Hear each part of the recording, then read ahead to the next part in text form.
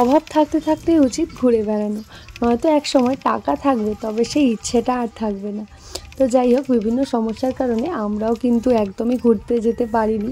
তো যাই হোক, অনেক সময় করে অবশেষে আমরা 2 থেকে 3 হওয়ার পর এই প্রথম যাচ্ছি, বিয়ের পর মানে ঘুরতে যাচ্ছি এই প্রথমবার।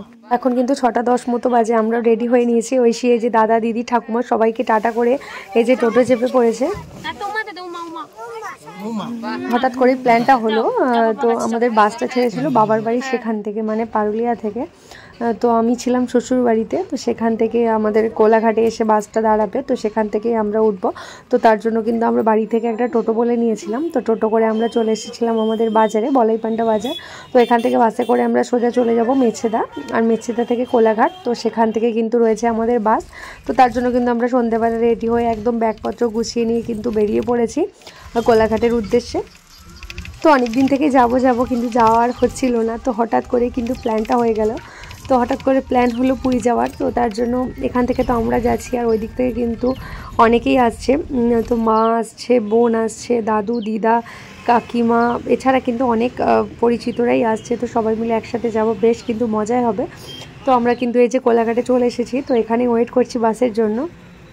ঘুরতে বেরিয়ে ঐশীর কিন্তু বেশ আনন্দ, এই যে বাবার সঙ্গে একটু পাইচালি করে নিচ্ছে।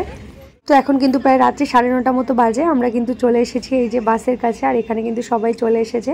আর ঐশী তো বেশ অনেক দিন পর দিদাকে দেখতে পেয়ে ওর মানে আনন্দই আলাদা। তো দিদাও কিন্তু খুব খুশি হয়েছে। তো এখানে কিন্তু এই যে সবাই চলে এসেছে। তো এখান থেকে এবার রান্না খাওয়া দাওয়া হবে, তারপর ছাড়া হবে বাস। তো কাল আমরা পৌঁছবো পুরী। তো এখানে যেহেতু রান্না হতে একটু দেরি হচ্ছিল, তো তার জন্য এখান থেকে একটু ঐশীর জন্য রুটি আর সবজি কিনে নিয়েছিলাম।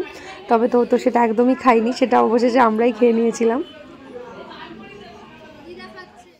তো এখন কিন্তু প্রায় রাত্রি 11:30 মতো বাজে, রান্নাবান্না হতে একটু দেরি হয়ে গেছিলো, কারণ বাসটা যে টাইমে ছাড়ার কথা ছিল তার থেকে একটু বেশি দেরি হয়ে গেছিলো। তো তার জন্য একটু সমস্তটাই পৌঁছতেও একটু দেরি হয়ে যাবে। তো যাই হোক, সবার কিন্তু খাওয়া দাওয়া হয়ে গেছে। তো এবার আমরা সবাই মিলে বাসে উঠে পড়লাম। ঐশী যেহেতু একটু ছোটো, আর বাসে এতটা দূর জার্নি, একটু টেনশন হচ্ছিলো। তো যাই হোক, সবাই মিলে কিন্তু আমরা বাসে উঠে পড়েছি। তো পুরীতে যাওয়ার পর আমরা সবাই মিলে কতটা আনন্দ করলাম একসাথে, কেমন ঘুরলাম, তো সেটা দেখতে হলে কিন্তু আমার মানে ব্লগগুলো কিন্তু অবশ্যই তোমাদের দেখতে হবে। তো এই যে এখান থেকে শুরু হচ্ছে আমাদের জার্নি। অনেক দিন পর কিন্তু আজকে একটা ভিডিও আপলোড করলাম। তো ভিডিওটা তোমাদের কেমন লাগলো, এই পুরীর পার্ট 1 এর ভিডিওটা তোমাদের কেমন লাগলো সেটা কিন্তু অবশ্যই কমেন্ট করে জানিও।